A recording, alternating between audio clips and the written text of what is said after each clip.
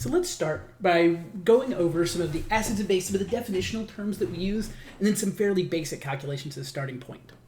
So first, we have two definitions of acids and bases we primarily look at in this class. For anyone else watching this video that might be from elsewhere, I realize there's also a Lewis definition. We're not working with this one in this course right now. So first we have Arrhenius. This is the one we tended to use in 1211. This was where, for acids, were things that create H3O plus when dissolved in water. Whereas our bases were going to be substances that create OH minus when they're dissolved in water. So this is the definition we first learned back in the first semester of chemistry. And it works well for a lot of substances. For example, if you put HCl in water, and you add some water to it, it's going to react by forming H3O plus and Cl minus. And that's because the hydrogen from the HCl here gets transferred over to this water. So when we dissolve HCl in water, it turns into H3O plus. The issue is there are some substances that behave in ways we would describe as acting like acids or bases that don't follow this exact pattern. So we have a more general definition, and this more general definition will include all of the Arrhenius acids and bases plus some other substances. So in this case, an acid is going to be a proton donor. And the reason we call it a proton donor, it's a way of saying that the hydrogens are moving, the H plus. Since a hydrogen atom, if it doesn't have an electron, is also not going to have a neutron, so it's just a proton. That's why we call it a proton donor. Whereas a base is going to be a proton acceptor. So it's going to gain a proton. So in this trick, you look at your substances, and if they lose exactly one hydrogen, they're an acid.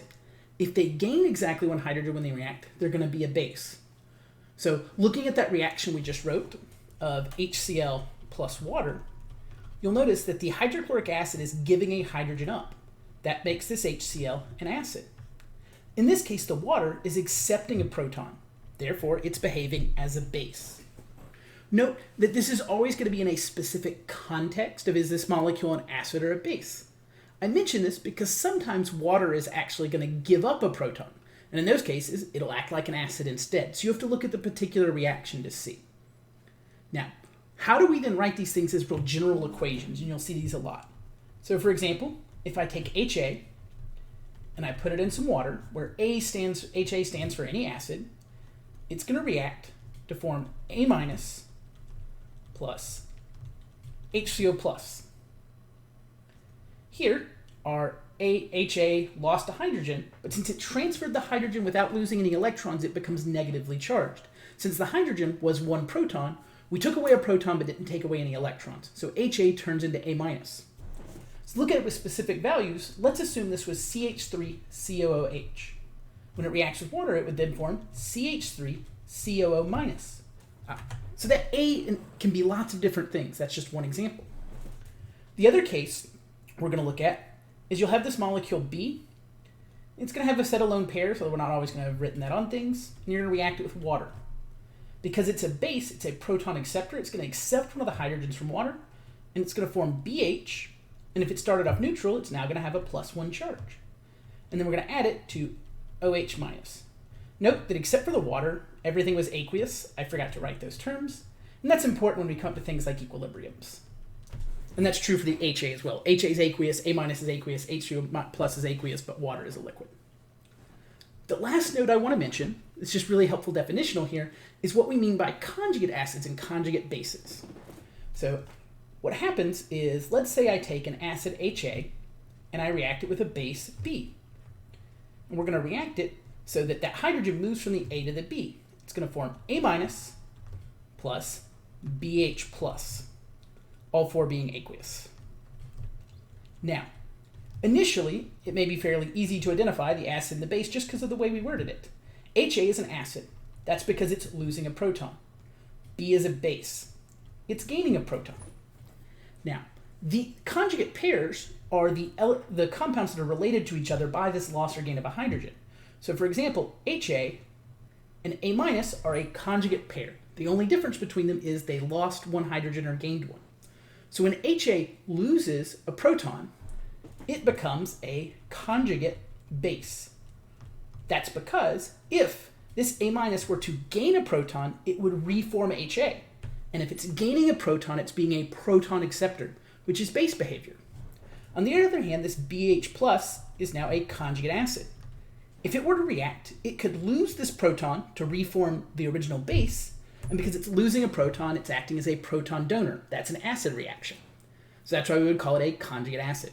So B and BH plus are a base conjugate acid pair, and HA A- are an acid conjugate base pair. Now, we have a few other terms we've got to get through. These are purely conceptual things. So we have strong versus weak acids and bases. And these are important because it helps us figure out how to solve all the problems we're working with. So for strong acids, this is our list. You just have to memorize them. There's not much beyond that with it. There's no special conceptual thing to go with it. It's just you memorize this set. The part you do have to learn is what does it mean to be a strong acid? So for a strong acid like HBr, when I write its reaction with water, I'm going to use a single directional arrow. I'm going to say it forms Br minus plus H3O plus. The reason we do this one directional arrow is we're saying that in this reaction it only goes one way. HBr completely dissociates. When you put HBr in water, there is no HBr left over. It all forms Br minus and H3O plus.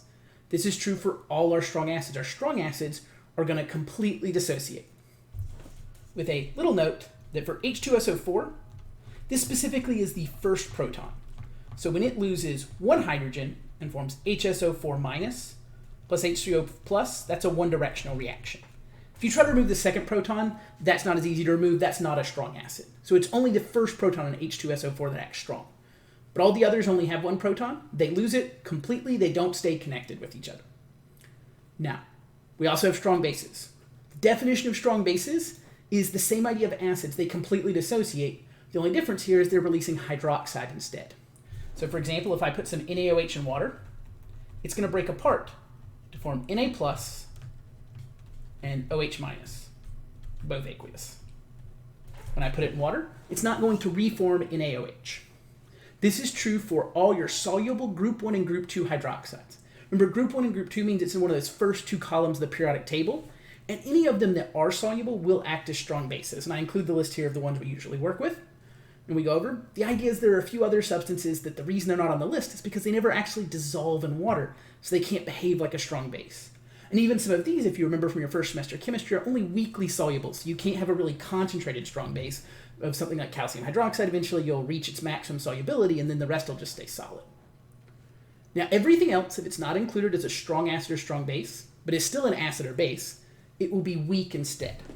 So for example, the substance NH3 is a weak base. When I react it with water, a liquid, it's going to have a two-directional arrow to say the reaction goes back and forth. It doesn't just form one compound. We're going to form NH4 plus and OH minus. This will be true for all our weak acids and bases. They go back and forth. It's also why we'll have to do more work with them in some cases, because we have to figure out how much it actually transforms, because not all of it is going to change. Now, to help talk about this back and forward reaction, we've got Ka and Kb. So what these stand for, if you remember from the equilibrium chapter, is K, in general, is going to be products over reactants for gases and aqueous compounds. So let's start with the reaction we just wrote up here for our weak acid to write what a Kb would look like for that. So Kb, products over reactants. So the product, we have NH4 plus and OH minus. Both are aqueous. So we have NH4 plus times OH minus divided by our reactants. Now NH3 is the only aqueous one here, so it'll go here.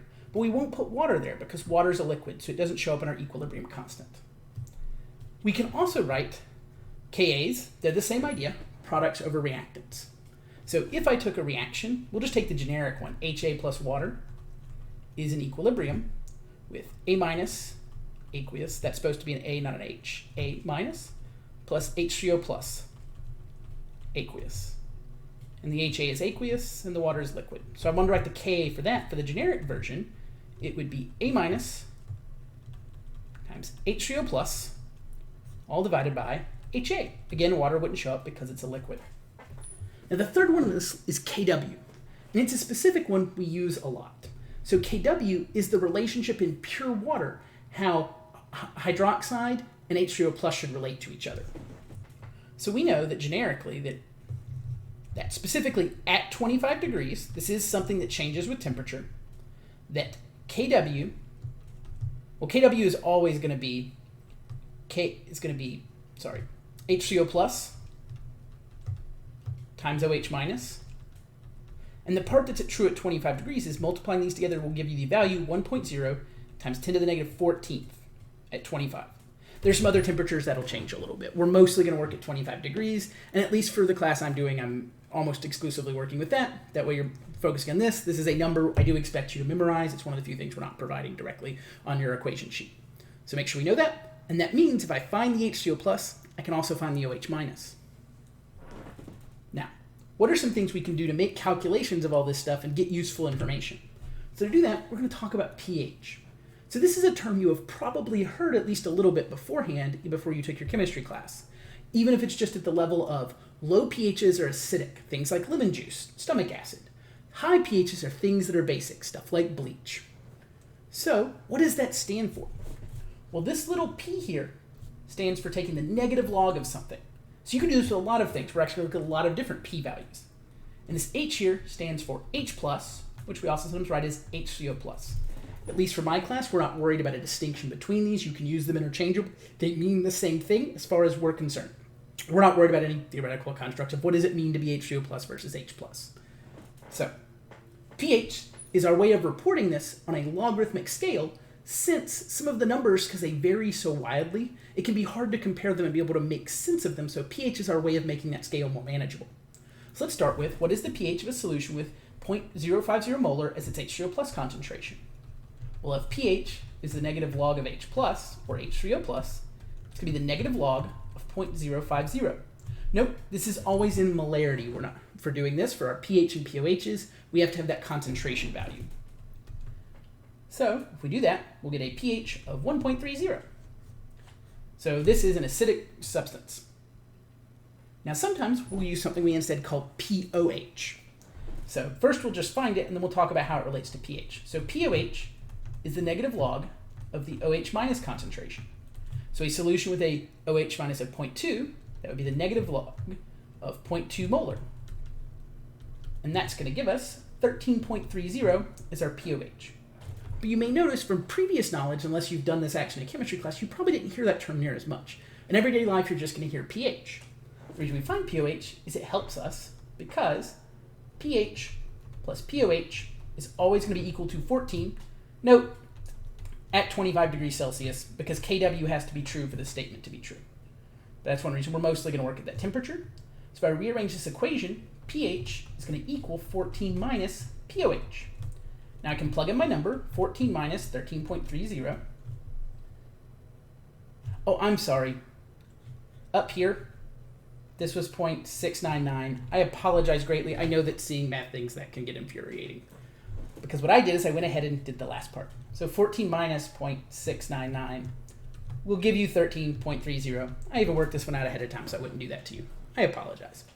So now, if you've gotten to this point of the video, this is why there was the weirdness. It's not that you did something wrong with your logarithm. It's that happened there. Then finally, we have pKa and pKb.